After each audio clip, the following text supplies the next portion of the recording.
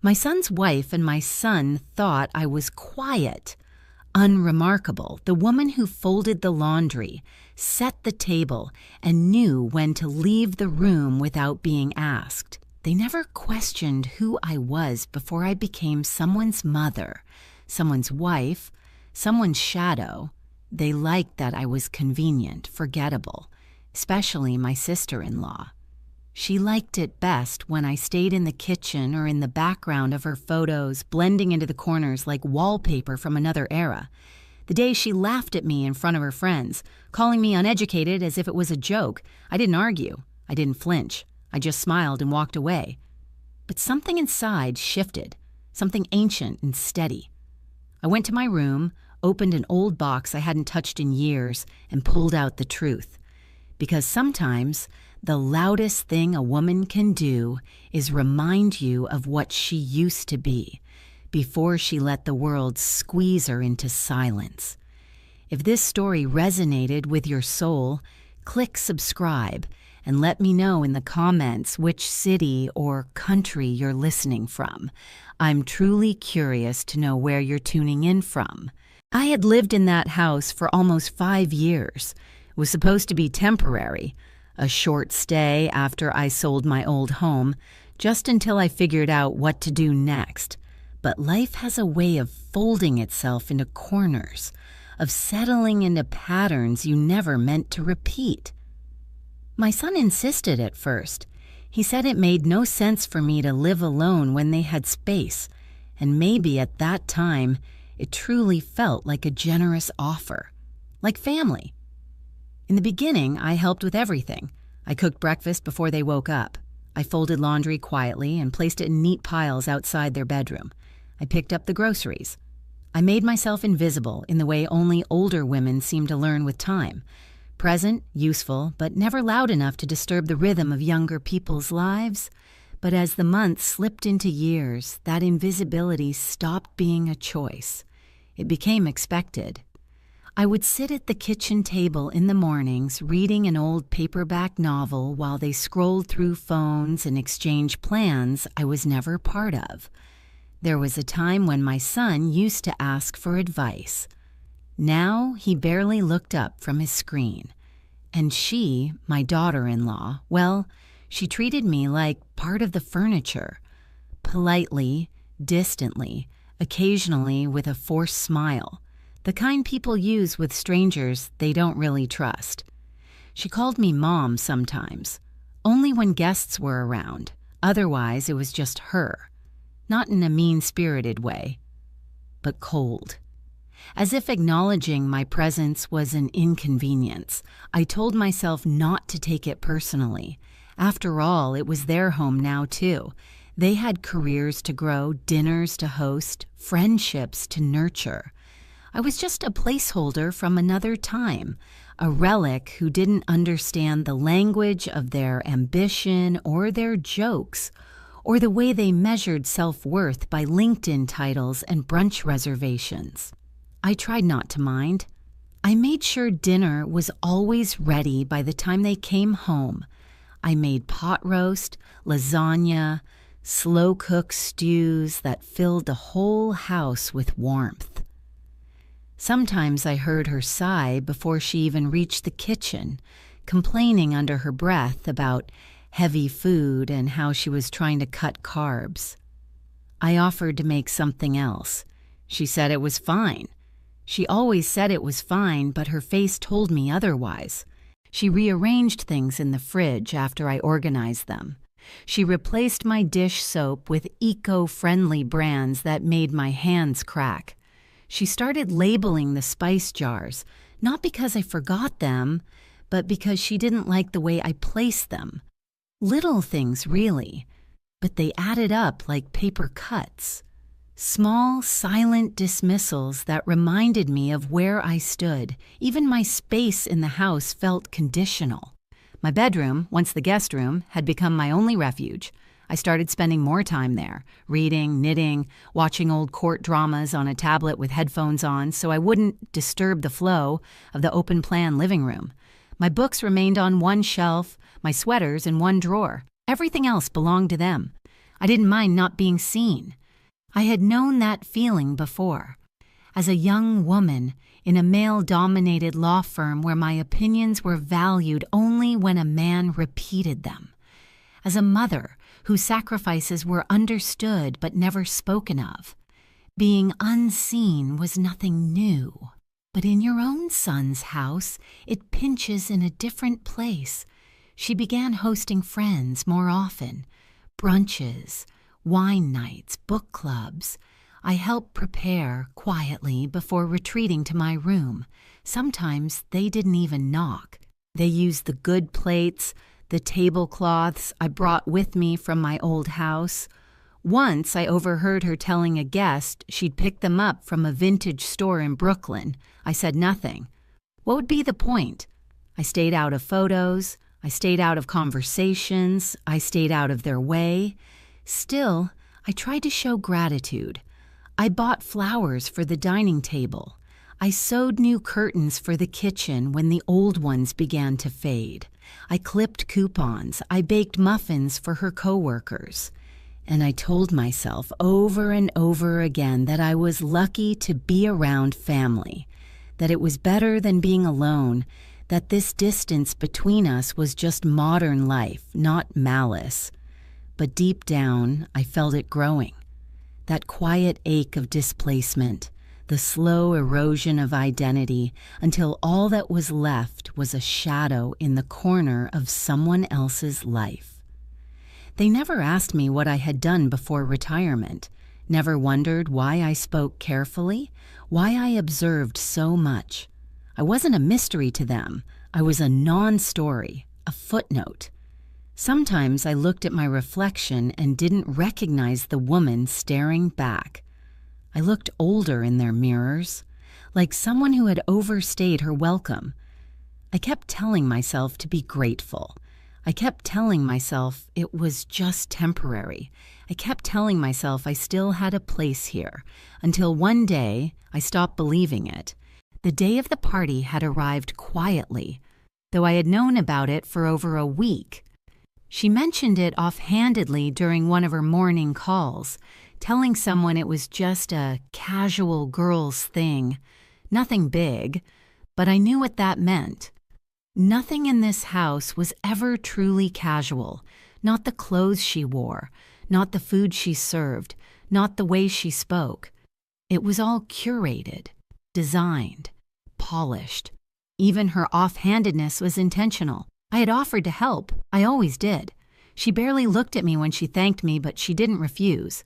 So I ironed the tablecloth, cleaned the silverware, polished the glasses, and arranged the appetizer platters. I stayed in the background as usual. My hands worked from memory. It wasn't the first time I prepared for guests I wouldn't speak to. Probably not the last, I had thought.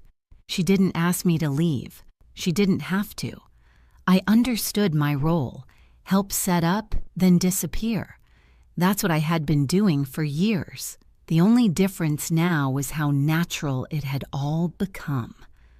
By late afternoon, the house was filled with the smell of roasted vegetables, spiced nuts, and balsamic glazes. Every candle was lit, every plate placed perfectly. Music played low and trendy in the background. The doorbell rang, and one by one her friends arrived, bright, perfumed, full of easy confidence. Women in their early 30s with manicured hands and bright laughs. They greeted her with hugs and compliments. She basked in it. The house looked stunning, they said, so stylish, so elegant. I heard them. I was still in the kitchen arranging the last of the fruit. I had planned to go to my room once they had all arrived, but somehow I lingered. I stayed by the edge of the dining room, sipping tea from my usual mug, quiet and small, half hidden behind the pantry door frame. I don't know why. Maybe I wanted to see what they would say. Maybe a part of me wanted to feel included, if only by accident. They talked about everything, promotions, Pilates, the latest wellness retreats. She was the center of the circle, laughing, gesturing, pouring wine like a hostess in a lifestyle magazine. They all admired the floral centerpiece I had put together that morning. She took credit, of course, said she got the idea from a Pinterest board. One of them noticed me. Just a glance at first, a passing nod. Then another one turned and smiled, asked a question I barely heard. Something about who I was, or maybe where I was from. She answered for me, loud enough for the room to hear, but light enough to pass for humor. That was her style. She said I was just the sweet, quiet mother-in-law. Then she added something else, something about how I'd never really been into school, that I was more hands-on than academic. There was a pause, then laughter. Not cruel, but the kind that pricks you just the same. One of them asked if that meant I'd never gone to college. She laughed again, said she wasn't sure, but probably not. Said that I always seemed more like a doer than a thinker. I didn't react. I didn't move. I stood there holding my tea, feeling the porcelain heat through my palm. I stared into the mug like it might offer me a way out, like I could shrink into it and disappear. There was no venom in her tone. That's what made it worse. She wasn't angry. She wasn't trying to humiliate me. It was just a reflex, a joke to fill the space. But it landed like a slap. Not because it was cruel, but because it was casual. Because it meant so little to her and so much to me. I had worked so hard to build a life. I had studied late at night while working full-time. I had passed the bar when I was already raising a toddler. I had argued cases in courtrooms where every man wanted me to fail. I had done all of that and more, and here I was, reduced to a punchline in my own home. No one asked me to speak for myself. No one turned to me for clarification. They just kept sipping their wine, leaning back into the cushions of their curated little moment, perfectly content with the version of me she had offered. I retreated into the kitchen slowly, careful not to let the door creak. I didn't want them to hear me leave. I didn't want them to remember I was still there. Back in my room, I sat on the bed with my mug still full. I didn't cry. I had done that enough in my life. Instead, I sat in silence, letting the noise of the party blur into the background. Their voices were muffled through the walls, rising and falling like waves. My breath was steady, my hands still. It wasn't just the insult, it was the erasure. The fact that she could say something so profoundly untrue, so diminishing, and no one would question it, because to them I was exactly what she described. Invisible, unimpressive, just a sweet old woman who kept things tidy. She didn't know who I had been. None of them did. But I realized, in that moment I had allowed it. I had let myself fade, little by little, until I had become the person they imagined, harmless, simple, uneducated. I looked toward the closet. I hadn't opened the top shelf in years. Somewhere, buried beneath old blankets and dusty photo albums, was a box. I remembered the texture of it, the weight, the papers inside, my name in gold letters. I didn't get up right away, but something had shifted, quietly, permanently. I sat there and listened to them laugh, and I knew, without a doubt, that the next time she spoke my name, she wouldn't say it with pity. She would say it with shame. The morning after the party was unusually quiet, the kind of quiet that isn't peace, but aftermath, the kind that hums beneath the skin and makes the air feel heavier than usual. I moved through the kitchen as I always did, preparing coffee, wiping down the counters, straightening the chairs. Nothing about my routine changed, but everything inside me had. They hadn't said anything after the party, not a word.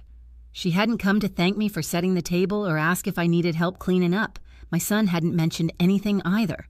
Maybe he hadn't even noticed. Maybe to him it was just another evening, but to me something had been carved out of the air that night, something that couldn't be filled again. I kept myself busy. I swept the floor twice, even though it didn't need it. I reorganized the pantry. I folded the same dish towel 3 times. Anything to avoid stillness, because stillness meant remembering the way her voice had curled around the words uneducated like it was an accessory, remembering the way the others had laughed, not at me exactly, but around me, as if I was just another empty space to decorate the conversation. I didn't cry. I didn't speak. I just moved. My room felt smaller that day, as if the walls had crept closer in the night. I sat on the edge of my bed, staring at the closet door. I thought about the box again. It had been so long since I opened it, so long since I allowed myself to remember what was inside. Part of me had let go of that identity years ago. I had filed it away, along with the suits I no longer wore, the heels I no longer needed, and the woman I used to be. But she wasn't gone, just waiting, buried beneath layers of service and silence. I stood up slowly and opened the closet. The top shelf was high, so I pulled over a chair. My knees cracked when I stepped up. My hands trembled as I reached behind the folded blankets and unused holiday decorations, and then I touched it. The box, the one I'd carried with me through 4 apartments and 2 decades. The one I almost threw away once, after my husband died, but something told me not to. I brought it down gently, brushed the dust from its lid, and placed it on the bed. For a moment I just looked at it. There was something sacred about it, something that made me hesitate. But then I opened it. The scent of old paper rose into the air. Faint ink, dried glue, time. Inside, neatly organized, were fragments of a life few people in this house even knew existed. My law degree, letters from firms that once tried to poach me, newspaper clippings with my name in small black print beneath courtroom victories, photos from the day I passed the bar, my smile wide and certain, my eyes sharper than they'd ever be again. I held the diploma in my hands. The edges had curled slightly over the years, but the lettering was still bold. My name in full, the university seal, the date, the proof that I had once stood in rooms where people listened, where my words held weight, where my mind mattered. I sat there with it for a long time, not reading, not remembering details, just feeling the weight of the paper and everything it represented. All the nights I had studied after putting my child to bed, all the times I had swallowed my fear and spoken anyway, all the years I spent proving I was more than what people expected of me. And now I was a ghost in a house that thought I had never lived. The silence wasn't just around me, it had become part of me. I had let it settle in my bones, soft and constant. I had allowed their comfort to replace my story. I had become so careful, so small, so agreeable that they forgot I had ever been anything else. But I hadn't forgotten, not anymore. I placed the diploma back into the box carefully, like something fragile. Then I added a copy of the deed to the house. The one they didn't know was still in my name. I added a folded spreadsheet where I had tracked every monthly expense for the past 8 months. The groceries I paid for, the utilities I covered, the taxes I filed. I tucked in the printout of the rental agreement template I found online the night before. It wasn't revenge. I didn't want to hurt anyone. I only wanted to be seen again, not as a burden, not as a relic, but as a person with history and value, a person who had earned the right to be treated with something other than dismissal. I closed the box and slid it under my bed. Not because I was hiding it, but because I knew I wasn't ready to use it yet. But the moment would come. I felt it forming slowly, like a storm beyond the horizon. That day, I didn't speak much. I made dinner, served it, and cleaned up afterward. They didn't notice the difference, but I did. The silence had shifted. It was no longer theirs. It was mine. The day I decided to write the bill, the sky was gray and low, as if the world had exhaled and forgotten to breathe back in. There was no dramatic spark, no final insult, no scene of confrontation that pushed me over the edge. It was quiet, subtle. Just another day in a long line of days where I had stood still while the world around me moved like I wasn't there. But inside me, something had settled. Not anger, not revenge, just resolve. They left early that morning, both dressed sharply, briefcases in hand, voices trailing laughter about some office inside joke. She didn't say goodbye. He muttered something on his way out, but it didn't land. I stayed at the kitchen table after the door shut behind them, my hands resting on the grain of the wood, my tea untouched. I listened to the silence. It was deep, thick, almost tender. It gave me room to think, room to finally act. The house was mine. That was the truth, the simple fact. My name was on the deed. I had bought it outright after selling my previous home. No mortgage, no co-signers, no hidden clauses. I had invited them in, offered them a safe place to start their marriage, believing it would be temporary, believing they would eventually find their own place, build their own home, and leave me to rediscover what my own life might look like in the aftermath of everything I had already given. But temporary became indefinite, and somewhere along the way, I became an afterthought in my own space.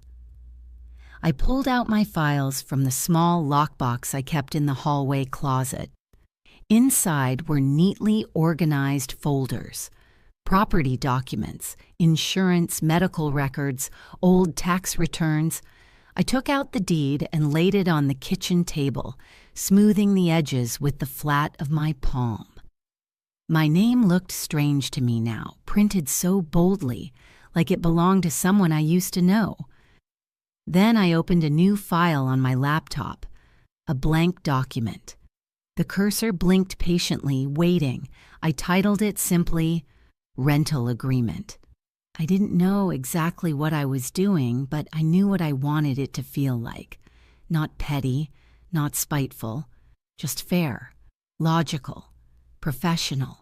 The way I had handled contracts before I became someone's mother-in-law and live-in cook. I calculated everything I had contributed since they moved in. The electricity bills I had paid, the food I had stocked, the furniture I had replaced without ever mentioning the price tags. I didn't inflate the numbers. I wasn't trying to shame them. I only wanted them to see the value I provided, the weight I carried in silence. I divided the months, 8. That's how long it had been since they promised they'd start looking for their own place. I printed each month's name in bold, followed by a breakdown of living costs. Then I added a single line at the bottom, due upon receipt. I read over the document twice. It wasn't aggressive, it was clear, factual, respectful, but it told the truth they had chosen not to see. That living in someone's home came with responsibility, that comfort wasn't the same as entitlement, that generosity had limits, even when it came from a mother. I placed a printed bill beside the deed. I thought about slipping it into their room, leaving it on the nightstand. But that felt sneaky, passive, and I was done being passive. Instead, I went back into my room, knelt beside the bed, and pulled out the box again. I opened the lid slowly, folded the rental document, and placed it atop the diploma. It felt right, the two papers resting together, proof of who I had been and proof of who I still was. That night, I made dinner like always. I served it quietly. They chatted about work, about a new restaurant opening downtown, about an upcoming wedding they had been invited to. She complimented the risotto but added that it could use less salt next time. I nodded. I smiled. But I was somewhere else entirely. Later, when the dishes were done and they had disappeared into the living room to watch TV, I sat in my room with the lamp on low. I stared at the box. I didn't feel fear. I didn't feel vindication. Just calm. The kind that comes after weeks of sleepless nights when something in your gut finally aligns. I wasn't trying to make a statement. I wasn't trying to start a war. I was simply returning the truth to its place. They had forgotten that I had built a life before them. Soon, I would remind them, quietly, precisely, like a closing argument. The day I decided to return the truth to her, the sun had come out in thin, watery streaks, as if it wasn't sure it wanted to commit. The kitchen smelled of lemons and starch, cleaner I had used that morning while scrubbing down every surface until it gleamed. Not because it needed to be done, but because I needed the silence that came with wiping something down until it surrendered to clarity. I needed the discipline of doing something simple and final. She had another gathering planned. I knew it before she said a word. I heard her on the phone the day before, giggling, telling someone to bring that incredible Riesling and to come hungry because the old lady always cooks too much. She said it so casually, like I wasn't just in the next room, like I was a fixture with ears too old to understand tone. So I cooked. I did it with the same quiet care I always had. Roasted vegetables, 3 kinds of salad, a quiche that took me hours to perfect. I ironed the napkins, laid out the cutlery, arranged the chairs. I poured her candles into crystal holders and polished the wine glasses. I even trimmed flowers from the garden and placed them in a vase on the dining table. I wasn't doing it for them. I was doing it for me. For the part of me that had always taken pride in setting a table with intention, in making a space feel whole. The house filled, slowly.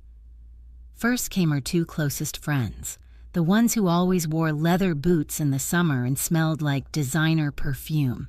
Then came the newer ones, the kind who asked questions they didn't want answers to.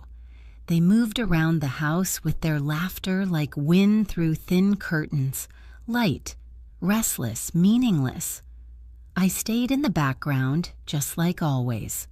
I stood by the hallway near the kitchen, pretending to inspect the spice rack. I sipped my tea. I waited. They gathered in the living room, glasses of wine in hand, their legs tucked beneath them on the sofa, their voices rising in crescendos of gossip and curated outrage. I could hear her leading the conversation, as always, her voice louder than it needed to be, her opinions shaped to impress. Then someone brought up education, a documentary maybe, a podcast, something about higher learning and access. And just like that, the air shifted. I knew it before she even opened her mouth. I felt it in the pit of my stomach. She said something about how not everyone needed college, that some people just weren't cut out for it. She laughed as she said it, a soft, dismissive laugh, like education was just another trend that didn't age well. Then, as if on cue, someone asked about me. Jokingly, of course, something about whether I had ever gone to school. And there it was. She said it again, almost word for word. She's more of a homebody, not really academic, but she's great with laundry and soup. I heard the laughter. I tasted the air between it, and then I moved. I walked into the living room slowly, holding the box in my arms. The room didn't quiet at first. They didn't notice me right away. I placed the box on the coffee table between their expensive wine and their polished charcuterie board. Only then did she look up. I didn't speak, not a single word. I didn't need to. I opened the box. First came the diploma, still sharp and clean beneath its protective plastic sleeve. I lifted it carefully, as if presenting evidence. I placed it in front of her, then turned to the others. I let them see it. I let them read the seal, the signature, the institution that so many of them had only ever dreamed of attending. Then came the folder. I pulled out the document with the rent summary, printed neatly, line by line. I placed it beside the diploma. I let her look at it. I let her understand it. I didn't smile. I didn't explain. I simply nodded and walked away. Back in my room, I closed the door with the same care I had opened the box. I sat down on the edge of the bed and waited, not for a response, but for the silence that would follow, the kind of silence that weighs heavier than sound, the kind that forces people to face themselves. I didn't hear their voices after that. Maybe they left early. Maybe they stayed in stunned confusion. I didn't check. I had said everything I needed to say without uttering a word, and for the first time in years, I felt heard. Not because they had finally seen who I was, but because I had stopped letting them forget. The air in the house shifted that evening. It wasn't a gust of wind or the scent of something burning. It was the weight of discomfort. Heavy, urgent, unfamiliar. I heard them talking in hushed voices from the hallway as I folded laundry in my room with the door slightly ajar. Her voice came in sharp fragments, her tone brittle and cracking in places where confidence used to live. She wasn't laughing now. I imagined the conversation, her trying to explain away the diploma like it didn't matter, like it didn't change anything, her scrambling to twist it into a misunderstanding, something harmless, a silly oversight. But the silence that followed her outbursts told me he wasn't agreeing. He wasn't laughing with her. He wasn't defending her. I knew my son well. I knew how long it took him to process a betrayal, how he carried guilt like a stone in his pocket once it finally reached him. It didn't always show on the surface, but it wore him down from within. I knew that tonight, the realization had finally begun to settle, that for years he had allowed the woman he loved to chip away at the one who raised him, and he had said nothing.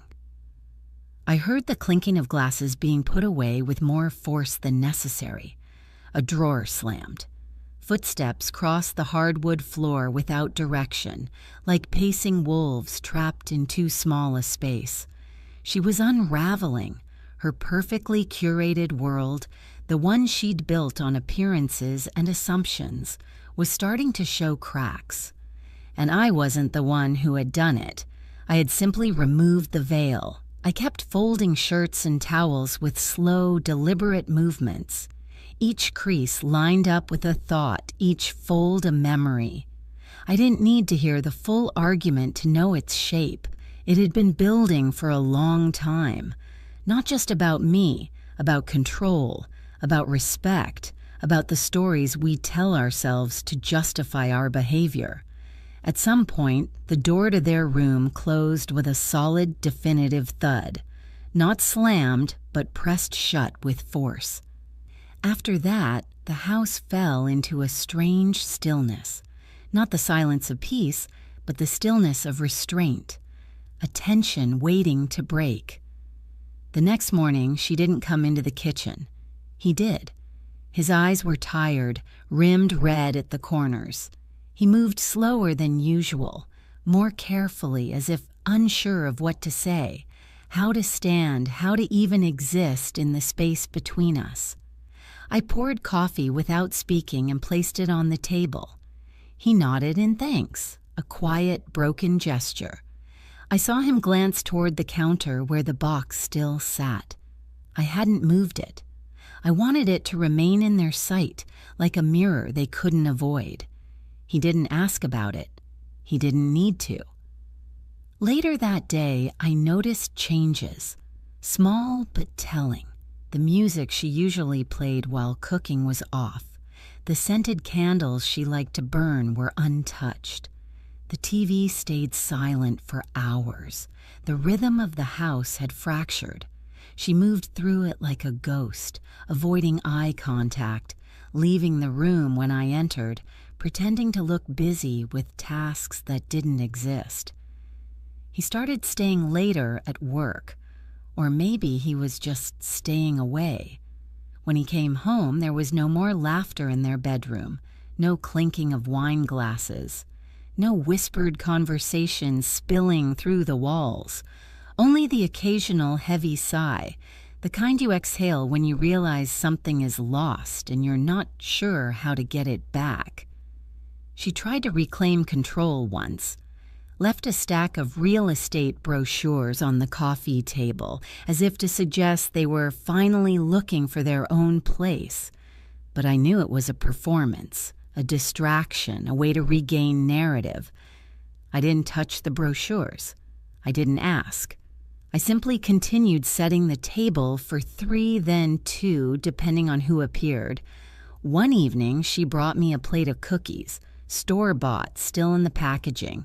She placed them on the counter and mumbled something about them being a peace offering. I didn't respond, not out of cruelty, but because I didn't recognize the gesture, not after all the time she had walked past me like I was a lamp, not after she had laughed with her friends about how little I must have known, how little I must have achieved. Panic doesn't always look like screaming. Sometimes it looks like cookies in a plastic container. Sometimes it looks like someone rearranging the pillows on the couch 4 times in an hour. Sometimes it's silence that drips too slowly, or footsteps that pause at your door before continuing. But I didn't open the door. I let her sit with the tension she had created. It wasn't about rent anymore. It wasn't even about the diploma. It was about the story she told herself, that I was less than her, that I didn't belong in her world, that I should stay quiet, invisible, useful. And now that story was broken, and she was standing in the middle of its wreckage, barefoot, trying not to bleed. I didn't gloat. I didn't seek revenge. I simply resumed my place, not beneath her, not around her, but beside the truth. And the truth was that the panic she felt wasn't mine to soothe. It was hers to answer for. In the days that followed, I began to move differently through the house. Not with anger, not with bitterness, but with a clarity I hadn't allowed myself in years. The air between us no longer crackled with tension. It simply grew still, like the quiet that follows a storm when the damage has already been done. There were no more words exchanged unless absolutely necessary. No small talk, no fake smiles. We passed one another in hallways like strangers who once knew each other in a different lifetime. I stopped cooking for them. At first it felt strange. I had prepared meals out of habit for so long that my hands would move on their own, chopping, stirring, seasoning, long before I asked myself why. But now I made only what I needed: a bowl of soup, a piece of toast, a single cup of tea. I no longer placed 3 plates on the table, no longer asked what time they'd be home. I ate alone, and I ate in peace. My routines became mine again. I took long walks in the morning, letting the cold bite at my skin to remind me I was still very much alive. I visited the library, ran small errands without telling anyone where I was going. I stayed in cafes longer than I used to, watching people, reading news articles, scribbling thoughts on paper napkins. I reclaimed silence as a space to breathe, not something I had to endure. She tried, once or twice, to re-enter the rhythm of politeness. She asked if I needed anything from the store. I said no. She mentioned a new recipe she wanted to try. I nodded. But I didn't participate. I didn't offer warmth. I didn't offer forgiveness. Not yet. Forgiveness, I had learned, isn't something you owe anyone simply because time has passed. Sometimes the wound is not in the cut itself, but in the dismissal of it afterward, and that was what had hollowed me most. Not the insult, but the years she spent pretending I was nothing more than background noise. He remained quieter than usual. He came home later, spoke less, avoided the living room unless he thought I was elsewhere. I could see the guilt on his face, like an old coat he didn't know how to take off. But I didn't confront him. I had no energy left for lectures or tears. Let him sit in his own silence now. I began sorting through old boxes in my closet, things I had ignored for years. Photo albums from when my son was little, journals from my early days practicing law, letters from colleagues, some of whom had passed, reminding me of who I was long before I was called just Mom or just his wife. I spread them out across my bed in the evenings like sacred artifacts, proof of a life no one else in this house had cared to know. I called my lawyer. It wasn't dramatic. I simply scheduled an appointment, dressed in my best wool coat, and went. The office smelled of leather and old files. I sat across from a man younger than my son and handed him the folder I had prepared. It contained a copy of the deed, my new will, and a letter that made it clear I wanted the house to go elsewhere, not to them, not to anyone who thought they were entitled to it by proximity. When I returned home, I placed the receipt from the lawyer's office on the kitchen counter. I didn't say a word about it. I didn't need to. She saw it. Her eyes flickered when she noticed the firm's name. She didn't ask. She wouldn't dare. I slept better at night after that. There was no more waiting for footsteps in the hallway. No more pretending to be asleep when voices rose in the living room. I no longer cared what they said, what they thought, how they whispered behind closed doors. I had done what I needed to do. The rest was not mine to carry. I started spending more time outside. Not far, just the garden, the porch steps, the park at the end of the block. I sat with books, sipped coffee, watched the world move. I let the sun rest on my face and felt the seasons changing. Not just outside, but within. I didn't mourn the loss of closeness. What we had before wasn't closeness. It was proximity wearing a mask. Real closeness requires respect. And once respect has been stripped away, what's left is something cold and hollow. I didn't hate her. I didn't even dislike her anymore. I simply released her. Released them both from the illusion that we were a family held together by anything other than obligation. I had spent years stitching myself into their lives with invisible thread, thinking if I stayed useful enough, kind enough, quiet enough, I might be seen, but I was done sewing myself into a story that treated me like a footnote. Now I lived parallel to them, not with them, and in that distance, I found something I hadn't known I was still searching for, myself. The house was quiet the morning she left. No suitcase wheels echoed down the hallway, no slammed doors, no theatrical goodbyes. Just an absence, a kind of hollowing out of sound. I stepped into the kitchen and instantly knew she was gone. Her perfume no longer lingered in the air. Her mug wasn't sitting half-rinsed in the sink, and the silence had shifted from tension to vacancy. I didn't ask questions. I didn't check the guest room or peer out the window to see if a car was waiting. I poured my tea, sat at the kitchen table, and sipped slowly. There was no note, no explanation, no apology, but there was something in the atmosphere, a retreat, an unraveling, a quiet acknowledgement that her version of this story had ended. He stayed. He hovered in the background those first few days, unsure of how to speak to me, unsure if he even had the right. I could feel the weight of his guilt every time he entered a room. It clung to him like dust, impossible to hide. He tried to fill the silence with tasks. He washed dishes, cleaned out the garage, offered to drive me to the store. I said little, not because I was angry, but because there was nothing left to explain. The truth had already spoken louder than words ever could. For a while, we lived like that, two people orbiting the same space with caution and quiet. And then, one evening, he made dinner. He set the table, served the plates, and sat down across from me without saying a word. The food was slightly overcooked, the seasoning uneven, but it was his effort that tasted different. We ate in silence, a comfortable one, the kind that didn't require fixing. Later that night, he knocked on my door. I was sitting on the edge of the bed, going through old papers again.